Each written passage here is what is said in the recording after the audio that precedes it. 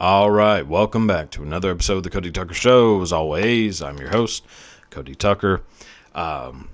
Before the world ends, please check out the merch store, buy a goddamn t-shirt, a magnet, a fucking sticker. I don't care. Buy a goddamn something. We got, probably about 24 hours left before everything goes to shit. And, I'm trying to get my nut while I still can. So, holy shit. I am not going to dive into the geopolitical shitstorm that is the Israel-Palestine conflict. All I know is that shit doesn't look fun at all. Also, why the fuck would you why would you go to a music festival that's in the middle of the Gaza Strip? Now, boy, I've made horrible decisions in my life. Many of them. That would never have been one of them. You couldn't get me to go within 500 miles of that whole fucking area. Holy shit. It is crazy that in 2023, I'm living here in, the good old Lone Star State. Really not a worry in the world. Meanwhile, across the ocean and a little bit further, there is a little strip of land that is about to be probably blown off the face of the earth. And I don't know. I don't know what to make of any of that. I'm just really just a big fucking idiot that kind of pretends to know things. I don't really know anything. I do know that if this shit interferes with... Okay, so we are now diving into the time of year that makes me the happiest. Fall and winter. So October 1st to whenever the fuck the Super Bowl is that's my prime of the year. Fuck summer, fuck spring. Don't give two shits about any of that. October 1st to February 6th usually. That's when I could just fucking I could bust through a diamond with the goddamn... No, anyways. I'm happy during this time of year. I don't know what the fuck's going on over there, but if that shit interferes with any of this upcoming happiness, I tell you what, I'm strapping up and going over there. And it'll be me versus fucking Mia Khalifa, or me alongside Mia Khalifa. Whatever side you're on, hey, what a coincidence, so am I. I'm not picking sides on any of this bullshit. But yeah, this shit just better... They need to take a fucking sabbatical, wait till the Super Bowl's over, and then, kick right back off into it. I don't give a fuck. Just don't ruin... I don't know how this would ruin this time of year. I guess, they're not sending my ass over there. I am perfectly safe. Uncle Sam does not want me. It's almost as though I have been inadvertently preparing myself to dodge the draft for the past, 15 years. The amount of Natural Lights, Jack Daniels, and Taco Bell 5-layer burritos I have put into my system since I was 19 has led up to the moment where I get that big old rejection stamp on my draft card. So, maybe some people should have taken a fucking hint. Anyways, it just seems like a big old nightmare over there. I don't know what the fuck is going on. Both sides seem to hate each other basically equally, which leads me to believe that both sides have done fucked up stuff to each other. I don't know if that's even true. I mean, some people are saying it's a everybody seems to be saying it's a genocide, but some people think it's a genocide this way, some think it's a genocide that way. I don't think that's how genocide works. I mean, I think that's how war works.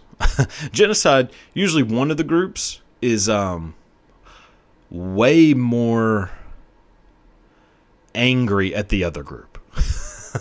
There's one group that seems to just be kind of minding their own fucking business, and then the other group is like, I think we'll wipe them out today. That's a genocide. This does not seem to be a genocide. This seems to be some shit that's gone back a long fucking time where both sides hate each other. That's my take. Now, am I pro-Israel, pro-Palestine? I don't fucking know. I don't know. My family seems to be pro-Israel. Which is very interesting coming from a group of redneck white people who have never just seemed super cool with the Jews. But within the last weeks have become massive fans of the state of Israel. So I don't know what the fuck that means. Me, on the other hand, people are people. There are people of all groups. There are very nice people. There are people of all groups who are complete assholes. I say, take out the assholes, leave the cool people. Now, whatever that means to you, well, all right. Anyways, just don't go to a fucking music festival that's in the Gaza Strip. Now, I don't know shit about shit, but I do know that if somebody invited me, said, hey, you want to go to a music festival? I'd be slightly intrigued. They could tell me that the fucking Beatles were having a fucking reunion tour, that Lennon and Harrison have risen from the dead and they are performing at a reunion show. And if they told me that was going to take place in the Gaza Strip, say, well, wasn't it? Fuck them. Not going. Oh my God. Now, I mean, obviously you shouldn't be fucking killed for going to a music festival. I guess, unless it's like Astroworld or something, but like, you should not run the risk of dying at a music festival. But I swear to God, you're kind of fucking, you're holding a match to a fuse a little too close. if you're hanging out anywhere in the Gaza Strip. I don't know. Whatever. Peace be among you, whatever. Just don't ruin any of my shit. All right, so let's fucking move on to the topics of the day. I did not think I was going to dive into any of that shit, so sorry. Sorry, not sorry. I fucking talking about whatever the fuck I want. Here we go. All right, first news item of the day. Jada Pinkett Smith says she and Will Smith have been secretly separated for 7 years. Dude, Will Smith, if by some miracle you are watching this, you are a bitch. You are such a fucking, as the kids say, a simp. Now, I know a couple weeks ago, so I have hated this family for as long as I can remember. The Pinkett Smith household. If fucking Israel and Palestine want to do something, like, if they just need to kill people, if they just need to, cause destruction just to get it out of their systems, get them motherfuckers. Jada Pinkett Smith, Will Smith, and their two dumbass kids are the most annoying people on the planet. They are. That is what fame does to people. And having kids who you push into being famous with you. You ruin these motherfuckers. Will Smith, I don't know. Will Smith was probably a pretty nice person. And probably a pretty sane, stable person at one point in his life. Something happened to that son of a bitch that turned him into, just the most... He is such a bizarre fucking person. And now little Jada is... I know a couple weeks ago on the episode, I mentioned that I believe that I mentioned that I believe that Taylor Swift is a succubus. That still holds true. I am 100% confident that Taylor Swift is in fact a female demon who sucks the life out of men to strengthen whatever the fuck they're doing. Now, me believing that succubi are real also means I have to believe in the lore of the succubi. The lore of the succubi is that they all work under one leader, a queen of the succubi. I am 99.9% sure that queen, that demon bastard, is Jada Pinkett Smith. I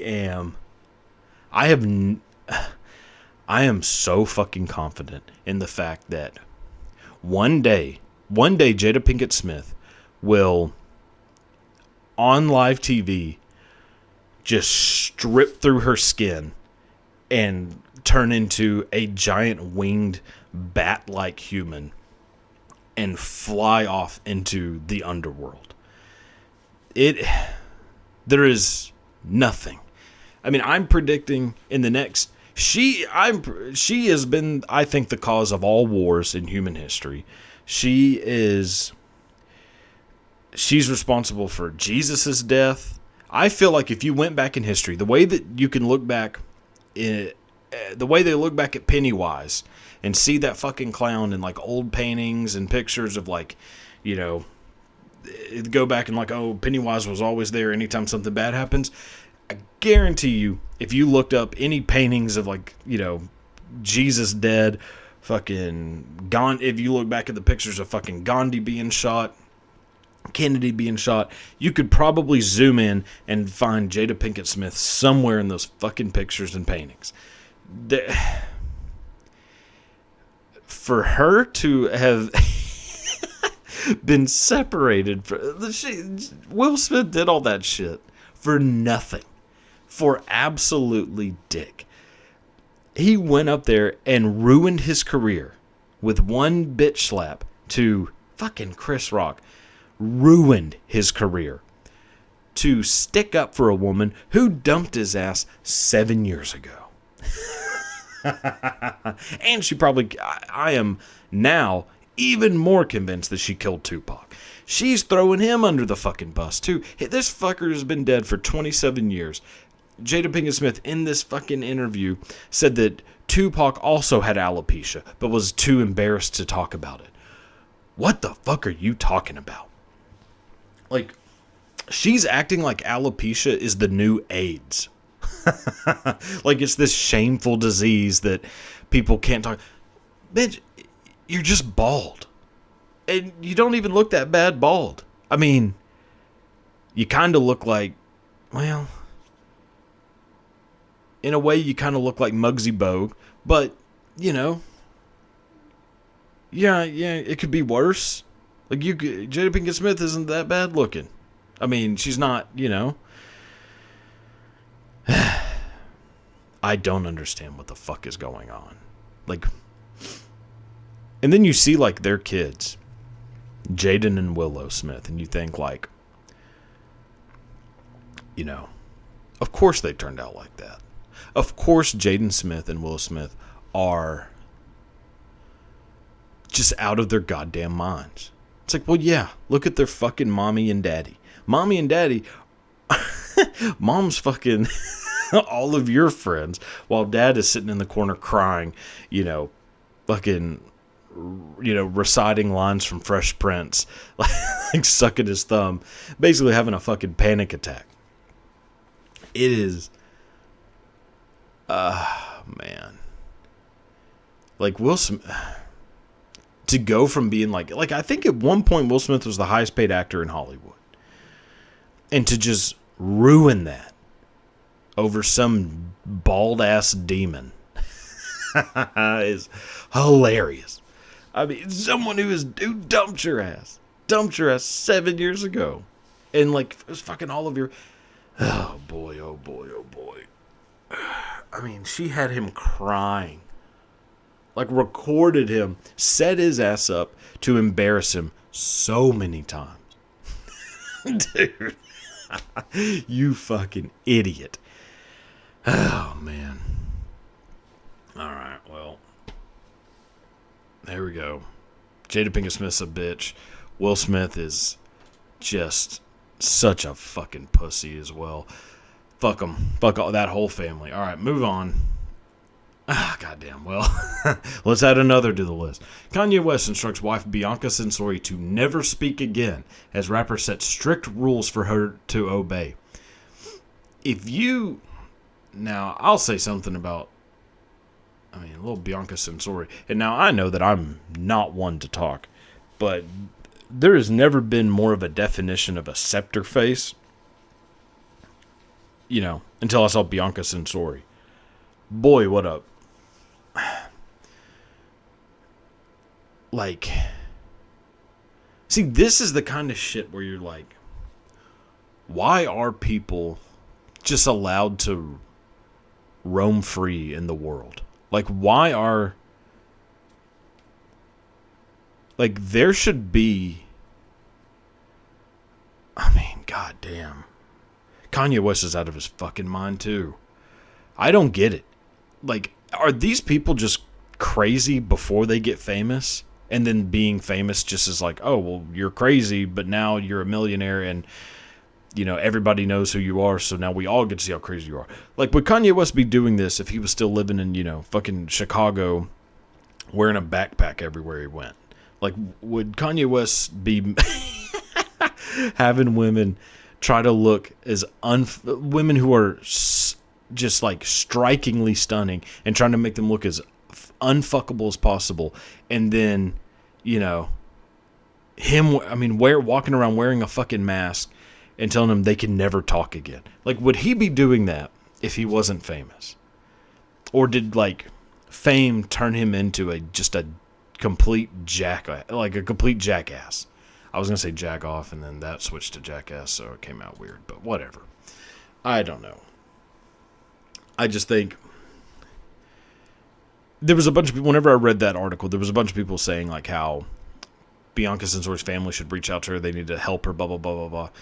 Fuck that. She's doing this shit to herself. Like, if you are an adult human being and someone can make you, not by force, just by saying she didn't have fucking duct tape over her mouth.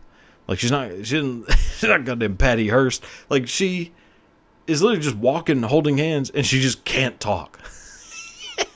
If you are so stupid that you can allow that to happen to you, you do not deserve help. Nobody needs to reach out to her to help her. Fuck that. She's a fucking grown up. He is too. If they want to do this dumb shit, whatever. Like, they have every right to. But, we have every right to think that they're both fucking lunatics. All right, moving on. Oh, boy. Oh, boy, oh, boy. So Naked Attraction quickly becomes Max's most popular series amid controversy for its uncensored displays of full frontal nudity. Okay, as soon as I heard about this show, oh, man, boy, was I happy. I was like, so, one, I am a absolute sucker for trash TV. Like, I invest so much of my energy, my time and energy, into what is going on with the Real Housewives of Beverly Hills. That's just an example. And I've been like that forever. Like, as a kid, watching Laguna Beach, The Hills, Real World. Like, I've always loved just horrible reality TV shows. Dating shows, not quite as much. Now, granted, I did 100% grow up watching Room Raiders, Next, what was that one? Parental Guidance or Parental Control? Fuck. It was on MTV where like the parents watched their kid go on the date with something like that. Shit. I just remember there was a guy on there who I think played for the Raiders, won the Super Bowl with the Raiders, and the fucking boyfriend was passing around his Super Bowl ring. It's like, that motherfucker would have had his neck ripped in half. the second I watched that video. But yeah, whatever. As soon as I heard about this one, I was like, oh my God, I have to check this out. And they are not joking when they say that it... Oh my God. What the fuck just happened? Oh well. Holy shit. It felt like I just swallowed like 80 flies. Alright. So whenever I saw... Alright. Whenever I saw that they mentioned that there's going to be full frontal nudity on this, I was like, oh man. Checking this out. Turn it on. It does not. It goes right into it. You are staring at a lineup of peckers within 30 seconds. And if I ever had any doubts in my mind about like my sexual preferences, they were cemented. Like by watching this. The male penis is without a doubt the ugliest thing ever created by God himself or herself. And an uncircumcised one is even more disgusting. Like, I'll watch, like, I'll watch fucking Fight Club or something and be like, oh, damn, Brad Pitt, pretty handsome fella. Then I watch this, I'm like, no. I'm like, whew, there we go. Like, just looking at it, I mean, it looks like, god damn, an uncircumcised dick is just so fucking gross looking. Like, it looks like an insect. Like the thing on King Kong that, like, comes out of the water and, like, has the teeth on it. Like, that's kind of what it, like... I'm so, and I know that, like, there's all these people that are, like, anti-circumcision. They're like, oh, you're fucking mutilating a baby. Thank you. I have never thanked my parents for this, but I need to. I am calling them as soon as I'm done with this and just saying, thank you for mutilating my little baby penis. Because, oh my God, I'm so glad it doesn't look like that. I mean, and I'm not saying I have some, there ain't some, piece of art down there, but at least it doesn't look like, it's just like the hanging, like, oh God, I can't imagine. And like, I guess people in Britain are like, is it just an American thing? Because like, most of these dudes are not. Anyways, and then whenever I was like, oh well, okay, let's see some ladies. And then you kind of forget the female vagina is not really like the nicest looking thing either. It's weird that our brains are so wired to be like obsessed with genitals. But they are not pleasant to look at. Like in the show, they're not doing any favors by just having people just stand there still and have the camera just zooming in on their, there's no makeup down there or anything. Like, it is literally just drop trowel and like they're not fluffing anything up or something. Like, it is. It's real bizarre that, like how anyone is even here, knowing like how disgusting sex was for people, really until like the last, 60 years. Like how bad people must have smelled, how like how the fuck did anyone want to have sex back then? Like, this is the prime time of Earth's history to have sex, and I don't even want to do it. I don't think I'm alone in this either. Granted, I think most people probably don't like just outright admit it, but like, I would much rather just fucking tug one out and go to sleep. Like, sex is not that fucking fun. Like, granted, a lot of that has to do with my, like, my diminished cardio and, and my options. But, I don't know. Even when I had, like, pretty decent options, this shit is not worth it. I mean, I can be like, perfectly, like soft as a fucking bunny nuts. Go from that to completed within like 3 minutes if I'm just by myself. And like, yeah, I'd much rather do that than fucking worry about just knowing how gross I fucking must look. I mean, I feel sorry for, well, I don't know. It's a lights off scenario. Always. It is. Well, yeah, I mean, even if, like, I mean, I'll put a fucking piece of goddamn, electric tape over my fucking smoke detector just for that light to not, accidentally reflect off of anything. Yeah. Well, I went way, I should not have talked about any of this. Oh, well.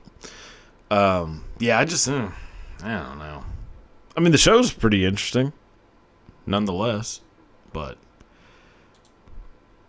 it really, the problem is that they start from the foot, like they're showing just, like, I think if I'm remembering right, it's like legs, they go up. Well, I guess you don't want to go down because you don't want to just start with face, but you kind of do want to start with face because sometimes, like, you look at a person and you're like, I bet that fucker's got a tiny little fucking thing. Or sometimes you look at people and you're like, that motherfucker's probably hung like a goddamn horse. And it'd be interesting to see, like, how right you are. I don't know what that says about me, but it can't be anything good. Maybe I think this whole podcast might have just been a mistake. And I don't mean like this episode. I mean like all of them. Because I really put things out there that, maybe I'd like to have back. Fuck it. Alright, so we did that. Alright. Goddamn. Cristiano Ronaldo reportedly sentenced to 99 lashes for adultery in Iran after Instagram photo. Dude. So back to original topic of the day. Just stay the fuck out of there. I mean, I feel real bad for the people who have to deal with this bullshit on a day-to-day just because they were unlucky enough to be born there. But if you are Cristiano Ronaldo and you are so fucking rich, like he has so much goddamn money. If you were him, there's no reason for you to be there. And if you're going to go there for whatever stupid fucking reason, you better be minding your P's and Q's the entire time. Like, you should know before you go over there, don't fucking touch anything. Like,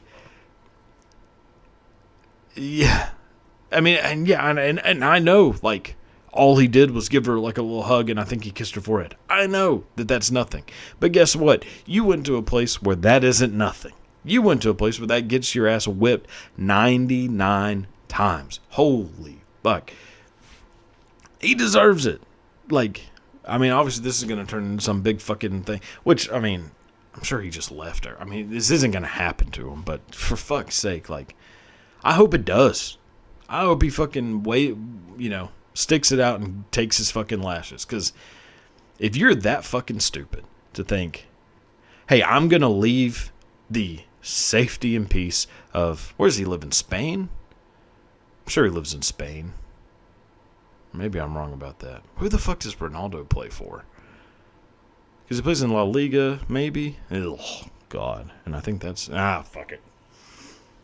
Wherever the fuck Ronaldo lives, probably pretty peaceful place. And I'm sure he has some giant fucking mansion. Probably has, unlimited bubble baths. Whatever the fuck rich people do. Probably doesn't have to reuse towels more than, once or twice. Rich people shit. Don't go anywhere. Like, goddamn, I live in damn near absolute squalor. And I still don't want to leave my fucking place. I mean, I can't imagine if I lived in the situation Ronaldo's living in. You couldn't fucking get me out of that goddamn house. And especially to go to fucking Iran? Holy shit. No way. No way, Jose. No way, Ronaldo. Oh, anyways. Alright, let's go to the last one for the day.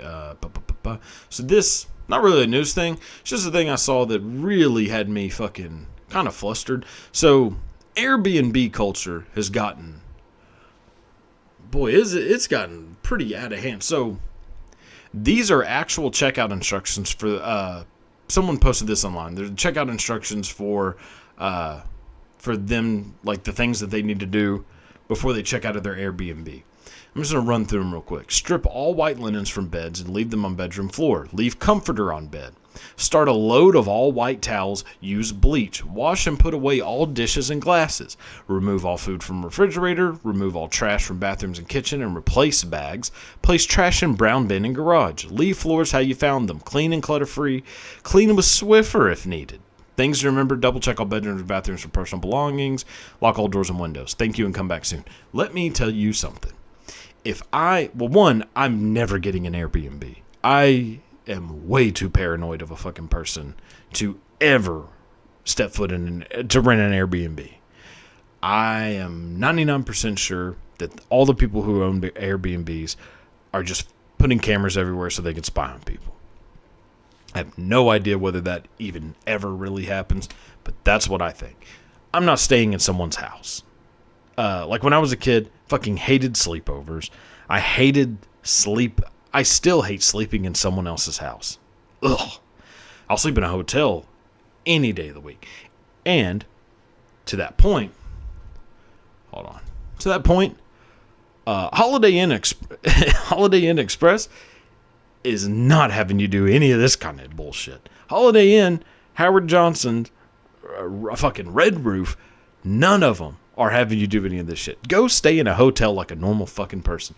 I'll tell you what, if I did, for whatever reason, have to stay in an Airbnb, and I saw these fucking instructions, there is damn near a 100% chance that I am squatting down on the bed after removing the fucking linens from the bed and dropping a fucking 3-coil splitter right in the center of that goddamn California King. And I'll probably I'll shit in the sink. I'm shitting everywhere in this house. And I'm leaving refrigerator open. I'm ruining this house. They're going to have to put one of those big ass fucking fumigation tents over this house whenever I'm done. I will go to KFC and I will get a fucking whatever the largest family pack you can get at KFC. I'm getting 3 of them, tearing them down, and I am just spraying this house. I mean, the fucking audacity to have people who are paying so much money for Airbnbs. I mean, well, actually, Airbnbs in some ways are, I guess less expensive, but all those fucking fees, cleaning fees and all this bullshit, for them to have, and this isn't like an uncommon thing. This is actually, this kind of bullshit is decently common for Airbnbs. Just stay in a fucking hotel. You don't have to do anything. You can fucking jerk off everywhere in a hotel. And they encourage it, pretty much. They'll leave you an extra mint on your pillow, depending on how many loads they find. It's like a fucking pornographic Easter egg hunt. Anyways, I'm just saying, if you ever stay in an Airbnb and you see some bullshit like this, shit everywhere. Don't flush a single toilet the entire week that you're there. I'm telling you, I'd be having poop soup in every fucking hole, in anything bowl shaped in this house. Not even just the toilets. I'm fucking putting, the stopper in the sink. I'm filling that fucker up. It's poop soup everywhere. That's, anyways. So let's move on to this week's My Mount Rushmore. We're getting close to Halloween, so I'm going to go ahead and knock out what I think the top 4 greatest horror movies of all time.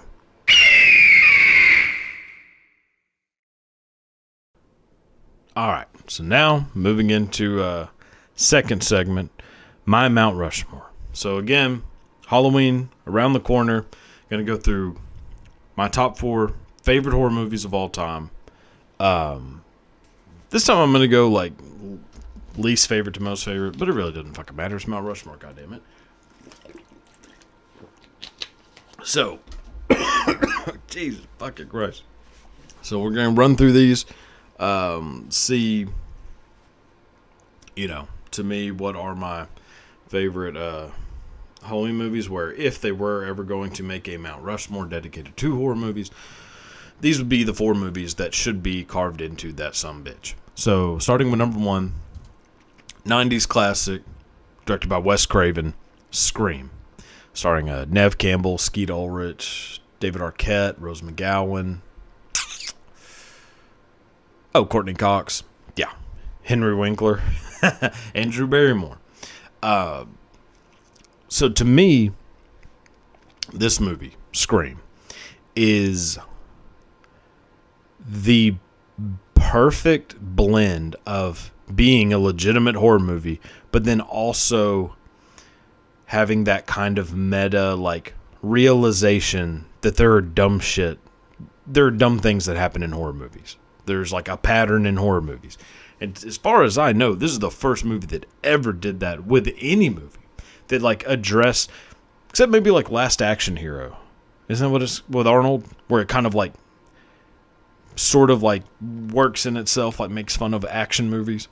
So I guess that, and I think it came out in 93, and I'm pretty sure this was 96. So, okay, so Last Action Hero would be like the action version of this. Or this is the horror version of Last Action Hero. But it like, Jamie Kennedy, also in this movie. But how they're able to like shit on, in a way, which I believe was written by Kevin Williamson, who, fucking genius screenwriter. And Kevin Williamson is basically like going through the tropes of horror movies and kind of like making fun of the fact that they are tropes in horror movies, but not changing them. Like most of the shit that they're making fun of, they still do throughout the movie. Like, oh, this is when the bad guy jumps up one last time and then you kill him. And then it happens. Jamie Kennedy at one point, in what I think is one of the greatest, here, I'll take this off. In what I think is one of the greatest kind of like behind the scenes and in the movie, like it's in and out of the movie at the same time scenes. And it's where Jamie Kennedy is watching Halloween and he is telling Jamie Lee Curtis, look behind you, Jamie. Look behind you, Jamie. Well, fucking Jamie Kennedy is the person's coming up behind him. So it's like working on itself. That's fucking genius to me. And yeah, if like you didn't know that the actor's name is Jamie Kennedy, that would just be whatever. But like, I don't know. The Scream is just, to me, it's the best horror movie of the past. I mean, I guess so. This will be kind of a spoiler. It's the best horror movie of the past 30 years, without a doubt. Like, I mean, I like so yeah, I guess another little spoiler for the Rushmore thing. The Conjuring ain't on the list. Sinister, none of those movies are on here. But I do think those are amazing movies. But none of them touch this fucking movie. And it's like the only horror movie that the sequels are good. I mean, I'm not saying they're all like amazing. But I like the fucking...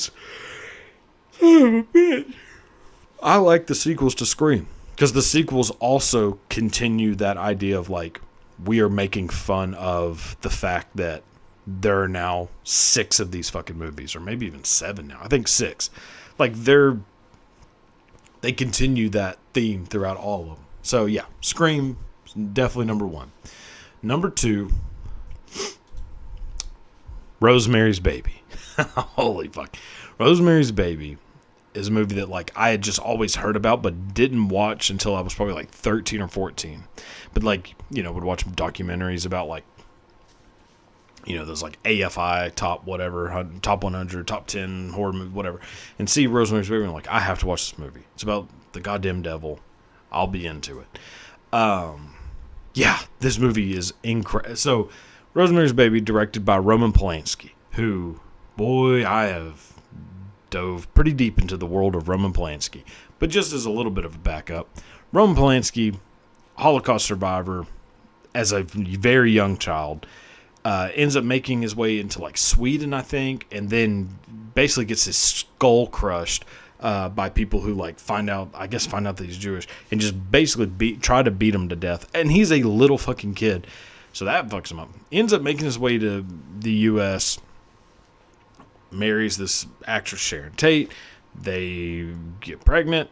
She's like 9 months or 8 months pregnant, damn near about to have the kid, and then she gets murdered along with her friends by Charles Manson and by the Manson family under the guidance of Charles Manson. And then Roman Polanski basically things go to, and then Roman Polanski, makes a real bad fucking decision and finds himself in a compromising position with a 13-year-old who he had been like giving alcohol, basically like having over as doing like a photo shoot, I believe. And also, if I'm not mistaken, it was Jack Nicholson's house. I think. I might be wrong about that. I'm pretty sure they were at Jack Nicholson's house, which is all right. But yeah, he ends up molesting a 13-year-old and ends up like fleeing to France, where he has been ever since. And yet still makes movies, and he won a fucking Oscar. Roman Polanski won an Oscar for The Pianist. Wow. Basically,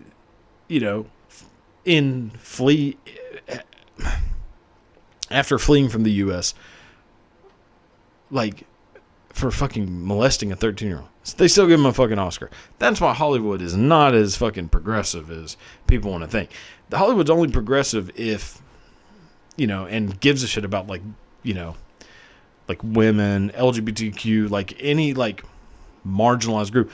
Hollywood only cares about them if they aren't involved in Hollywood. If you're involved in Hollywood, whatever the fuck you do is more important than that. Roman Polanski is a perfect example, as is Woody Allen.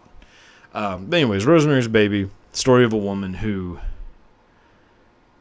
is basically tricked into having the child of the devil. Boy, that's a wild one. So Rosemary's Baby, definitely up there. Number 3, of course, The Shining. So, right there, old Jackie boy. The Shining, to me, so the first time I ever watched The Shining, I was a little kid. The only reason I watched it is because me and my cousin were looking through one of our other uncle's movies, because they were basically just like, go find a movie, watch a movie, leave us the fuck alone. We're about to get drunk and sing Conway Twitty songs as loud as we can. So you guys need to go find some shit to do. So other uncle had a bunch of fucking VHSs. He's like, just go fucking find a movie to watch. So we, being like young children, just start looking on the back of them and finding any of them that say rated R for nudity. And so we end up watching Bram Stoker's Dracula, which, definitely, check mark on that. But then we end up watching The Shining because technically there is a nude woman in the movie. And oh my God, did it fuck my little 10-year-old brain up. Yeah, I think up till that point, that is the most terrified I've ever been in my life. Like, not just watching a movie, just in general, is being out. Oh yeah, we were also camping, like out in the middle of the fucking woods when this is going on. So, there's that. But yeah, boy, The Shining really did a number on me. And then I just became obsessed with it ever since, and like trying to, and just learning all about Stanley Kubrick and how he was a fucking, oh boy, was he a fucking monster on the set of this movie. He basically ruined Shelley Duvall's brain, which if you want to look up, if you want to see anything sad, just look up Shelley Duvall now. Holy fuck. And it's basically all due to Stanley Kubrick mentally and physically torturing her on the set of this movie while treating Jack Nicholson like he's, his best friend. Yeah. You can look back at Stanley Kubrick and obviously say, like, one of the greatest directors of all time. But you could also say, he's kind of a piece of shit. Like, you don't have to do any of this shit. Like, you don't have to make people do 170 takes of one scene, and you're just going to use the third one. Like, you don't have to do that. You don't have to be that much of a prick. But he made amazing movies. So, there's that. Now, final one. This is my favorite horror movie of all time. It's obviously a fucking classic. The Exorcist. So, The Exorcist. Sorry, Ellen Burstyn, Linda Blair, Max von Sydow. So, I don't know about this new one. I'm going to watch it because I love The Exorcist. Actually, anything involving possession, anything involving the Catholic Church, I am immediately interested in. Because there is something just inherently terrifying about the Catholic Church. So, you mix that with, like, the devil, I am in. And I will watch any possession movie as long as it involves a priest trying to rid this fucker from that demon. So whether it's fucking The Rite, all the Exorcist movies, The Conjuring, anything like that, I'm in. There was one I watched not that long ago with like Danny Houston and Jenna Malone. Fuck, I wish I could remember what it was called. Actually, pretty good movie. The Pope's Exorcist, Russell Crowe, I thought was actually pretty good. But yes, nothing comes close to The Exorcist. Now, granted, The Exorcist directed by William Friedkin, who just recently passed away. Rest in piss, fella. William Friedkin, boy, made some interesting films throughout his career. Specifically, this one, Cruising, and Killer Joe. And Bug. Bug is that's a movie that kind of just really doesn't make you feel good. Actually, none of his movies really make you feel good. Cruising definitely doesn't. This movie is probably his most feel-good movie. Which is, pretty crazy. There's also a serial killer in this movie. Not a character. An actor who was serial killing while they were making this movie. Which I did a whole video on that, so you can find that if you want to learn more about it. The guy's name, I think, was Paul Robeson, if I'm saying it right, or remembering it right. Anyways, Exorcist, still to this day, I think one of the greatest movies ever made. Not just horror, like, it's in my top 3 greatest films of all time. Everything about this movie is perfect. The acting is perfect, the build-up, the suspense, the makeup, the effects. I mean, the voice, like, that voice coming from that girl is still fucking terrifying. And this movie was made 50 years ago? Yeah. This year, 50 years. It came out in 73, I think. So, yeah, this is the 50th anniversary of The Exorcist. And it still holds up. Like, there's no movies from that time that hold up the way The Exorcist holds up. And The Exorcist shouldn't hold up. Horror movies usually don't. Like, you go back and watch Nightmare on Elm Street. Texas Chainsaw Massacre, kind of. But, like, a lot of movies just, they end up being really stupid and cheesy. Like, after 20 years. This movie is 50 years old and still awesome. Granted, also Rosemary's Baby still holds up pretty good, too. But there's even some parts of Rosemary's Baby where you're like, oh, I can tell this movie was made a while ago. The Exorcist, like, there's not really that in this movie. Like, it's pretty much, this movie could have come out at any time and still good. Now, that being said, they are about to do it in, I don't know, like a week or two. If it hasn't, it may have already come out, actually. It's going to be bad. It is going to be very bad. But I will watch it and hope for the best. So anyway, so there's my Mount Rushmore of horror movies. What I think are the 4 greatest horror movies ever made.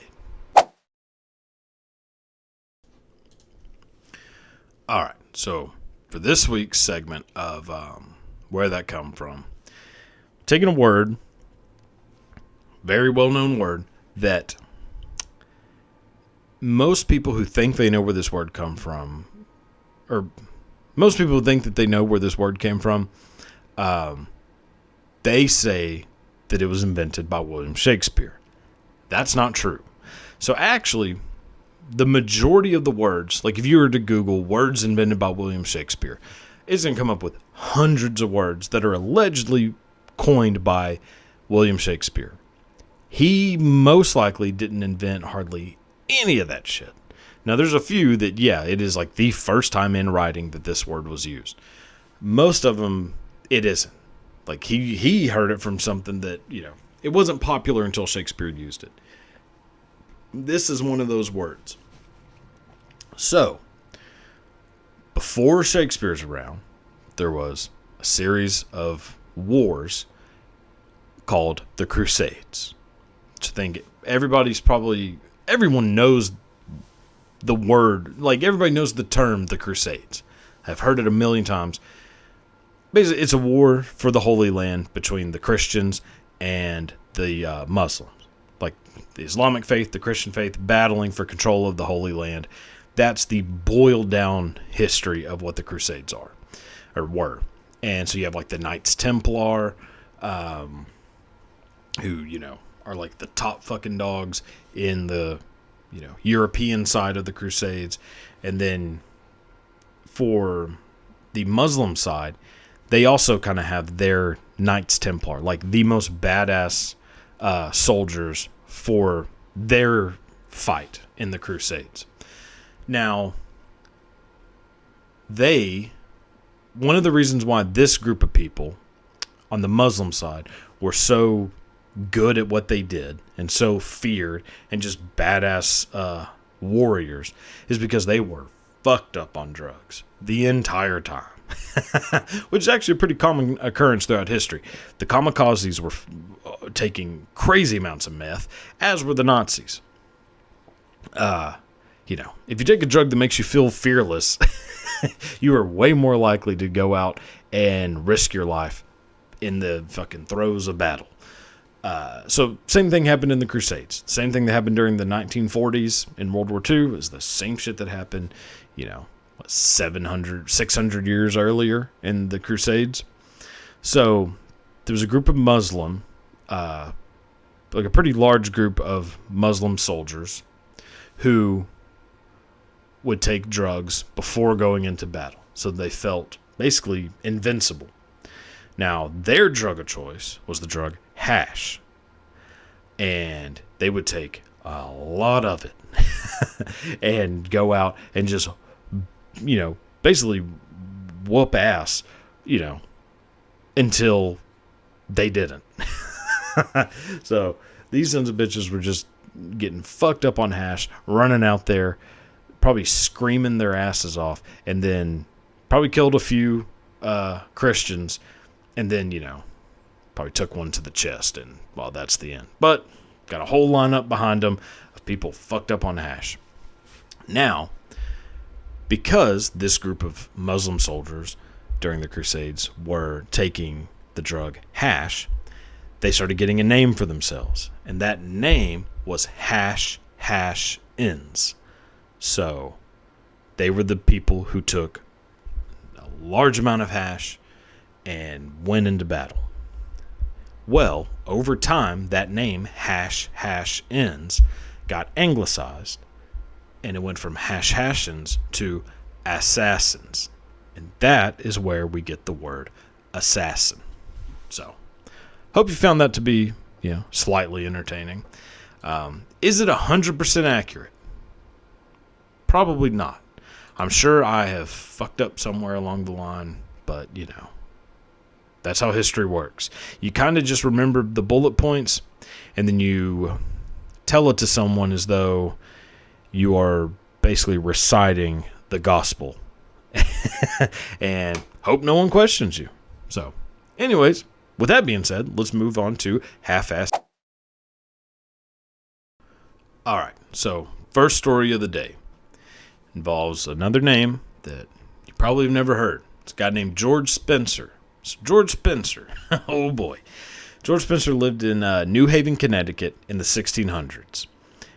And at this time, well, like most of the American colonies, very puritanical religious community. Did not take too kindly to any sinning. Well, George Spencer was a bit of a rebel and kind of just always getting in trouble. So already the people in New Haven are like, we kind of don't fuck with George Spencer. Also, on top of that, George Spencer was a servant who was badly deformed, real fucking ugly, bald, and had one eye missing. So he had a glass eye that apparently was pretty terrifying in the 1600s. So everybody just kind of was like, yeah, fuck George Spencer.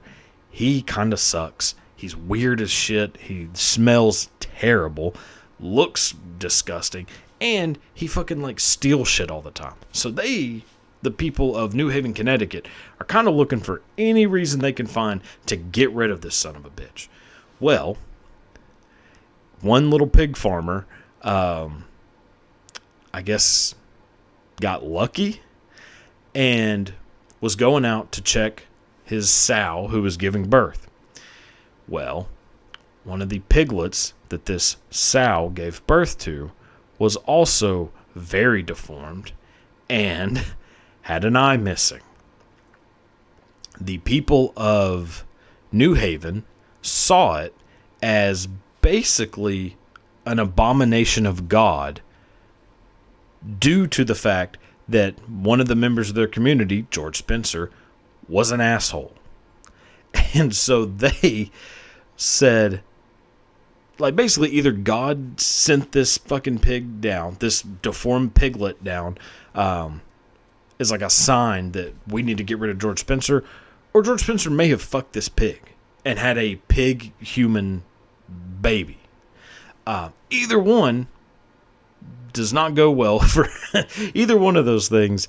Puts George Spencer in some hot water. So the local people are like, we need to bring George Spencer to justice and have a trial, because he may have, in fact, either had sex with a pig, or God does not want George Spencer around, and we need to take care of this. So they end up, as it should be known, George Spencer not the smartest human being on the planet. Now, granted, neither were most people in the 1600s, especially the Puritans of the, new colonies. But George Spencer, yeah, kind of a dumbass. I think in today's world, people would say had, some pretty severe mental disabilities. They don't give a fuck about that back then. So George Spencer basically is getting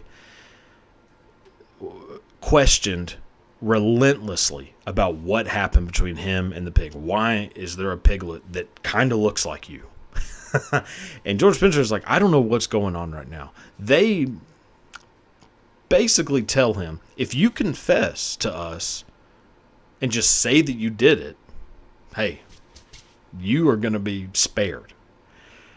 And so he is like, all right, fine, I did it. I'm the reason that there is a deformed piglet.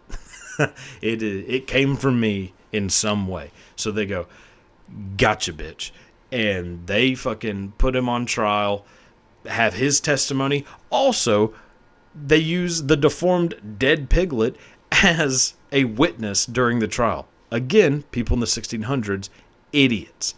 So the piglet is on trial, and the piglet, I guess, points to George Spencer, and it's like, yeah, that's my dad. Well, they end up, on April 8th, 1642, going out and killing the female pig, the sow. So this pig's gone. And hanging George Spencer.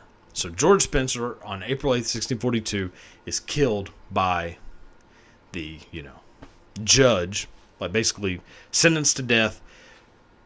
1642, George Spencer hung, killed, for a crime he obviously did not commit.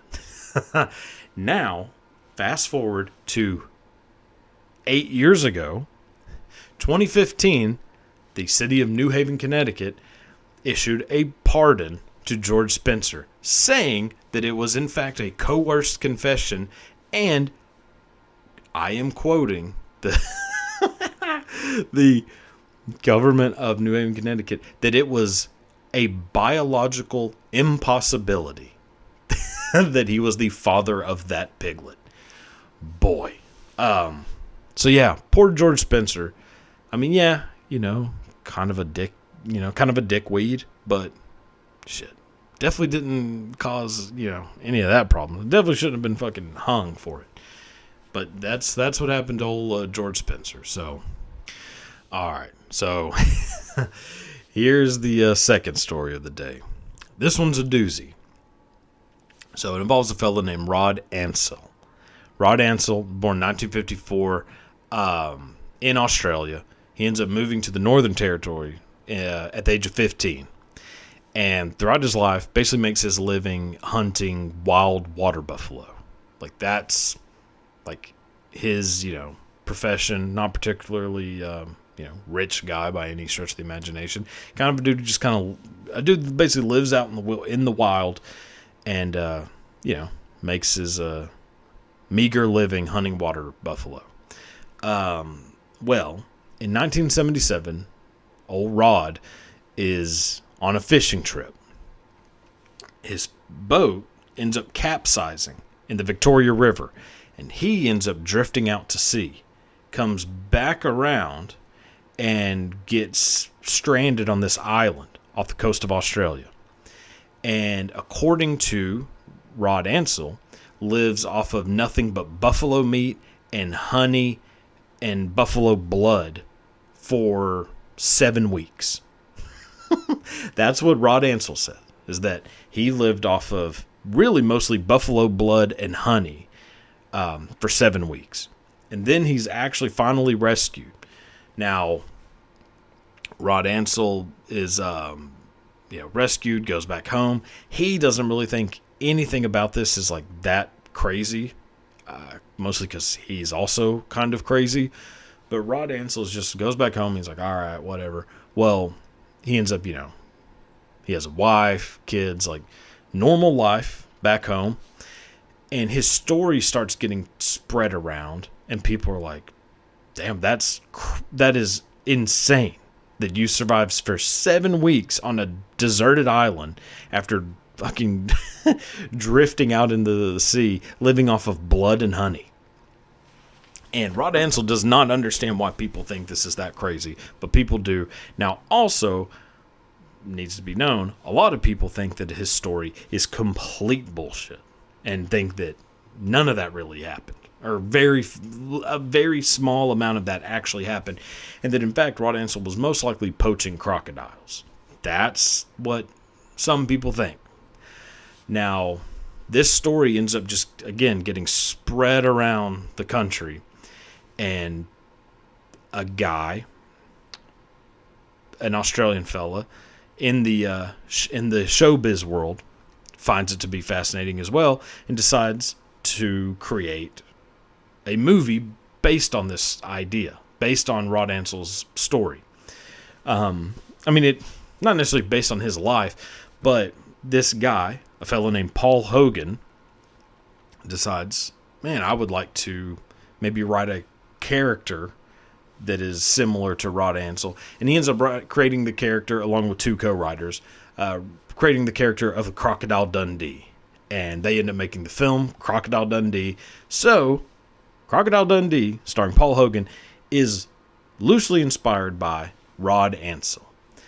Well, Rod is not a fan of this, hates it in fact, and sues Paul Hogan saying like, yeah, I don't want this at all. I don't want any attention. I don't want people thinking shit about me.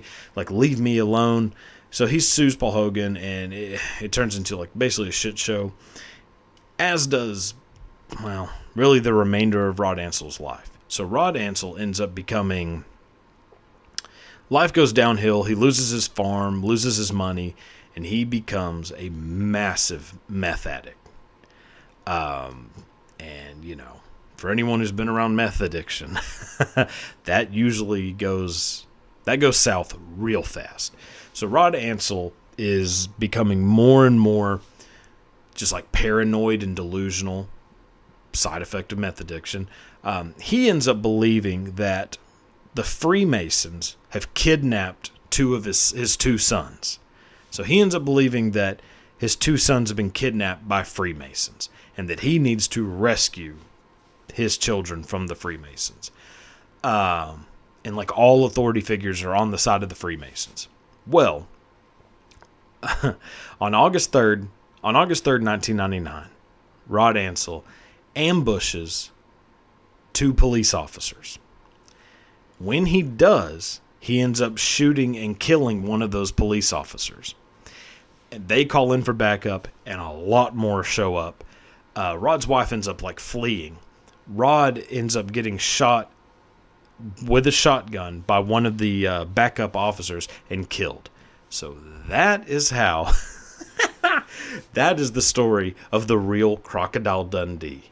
Yeah, that was not in the movie. Or in the sequels, I don't believe. So, yeah, probably should make another one and include a meth shootout between, Paul Hogan and the cops. But yeah, so there's the story of Rod Ansel. Now, time to move on to another one involving, I would say, one of the biggest douchebags in movie history. All right, so here's the final story of the day.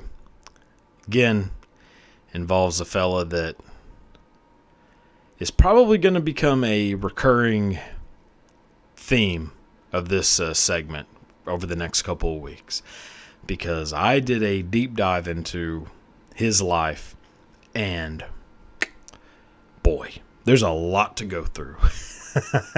So we're just going to start from the beginning. So his story starts with the story of a fellow named Michael Ovitz. Michael Ovitz, arguably one of the most successful talent agents ever. Created without a doubt what is one of the God damn. So Michael Ovitz created one of the largest talent agencies in the world. I mean, he is like a super agent. Very, very rich, very wealthy, very powerful in Hollywood. Well, one day, Michael Ovitz is hanging out with a couple producers and some other agents. And they are basically debating on like how good they are at making people famous. And like just kind of bragging about like who's better at making a star. And it turns into a debate of, could you make anyone famous? Like, could me, with my super agent powers, turn any regular person into a star? And they start betting 6 figures on who could make the most unlikable, uncharismatic, untalented asshole famous. And who could make that person star? So they have to decide, well, who is that person going to be? Who is someone that is so unlikable, so has zero charisma, and is just a complete talentless asshole? Do we know anyone that we could turn into a star and see who could turn him into a star? Michael Ovitz is like, oh, I'm going to win this money because I know the perfect person who fits all of those characteristics. And that person is my Aikido instructor, Steven Seagal. So Steven Seagal, before he was a famous actor, and before he started, hanging out with fucking Vladimir Putin, dressing like a porno James Bond villain, Steven Seagal was just an Aikido instructor who actually worked with like quite a few famous people, basically showing off this martial art Aikido, which is, I'm no martial arts expert, obviously, but it looks like a whole lot of bullshit to me. Irregardless, Steven Seagal is teaching Michael Ovitz this martial art, and Michael Ovitz is just, I guess, flabbergasted with how much of a douchebag this person is, and is like, well, whatever. And then this bet comes along. He's like, oh my God, I'm gonna fucking do it. Now, that's one side of what's going on with the birth of Steven Seagal. The other side is that Steven Seagal was also instructing a fella who was the son of a pretty high-ranking person in the mafia. And they are also wanting to kind of dip their toes in the water of the movie industry. Like, hey, we could probably make some fucking money producing movies. And, the son is like, oh, well, my instructor could be like a martial arts actor and could become famous doing that. And so a big chunk of Steven Seagal's roles and movies, so like a big chunk of the movies that Steven Seagal was in, especially in like the early days, were funded by the mafia because they had basically invested all this money into Steven Seagal becoming famous. Now that may sound like complete bullshit, and I understand. Like, that these two forces coming together, I mean, you know what? How do you explain Steven Seagal becoming famous? Other than the fact that one of the richest talent agents in the world and the mafia were working hand in hand to create fame and success out of that son of a bitch. Well, I mean, they fucking did it because Steven Seagal was pretty famous for a while. Now, Steven Seagal started earning all this money. Quite a bit of that money belongs to the mafia. And Steven Seagal is not paying up. So at one point he gets basically a shakedown from the mafia. And this became like, front page news for a little while. So if you don't believe me that Steven Seagal was involved pretty fucking heavily with the mafia, just look it up yourself. God damn it. Now, that's just the taste of the world of Steven Seagal. So I'm just going to leave it there. And this is going to continue for a little while. So, boy, I hope you enjoy it, because, I mean, he's just really such an asshole. And, this should be fun. So, with that being said, that'll do it for this week's episode. Again, like and subscribe. Tell a friend. Check out the merch store. Leave comments, share, all that good stuff. Fucking help me out a little bit. Holy shit. The world's about to end. We're all about to be fucking...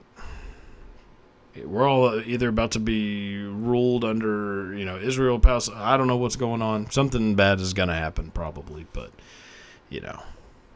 until then, might as well waste your days watching this bullshit.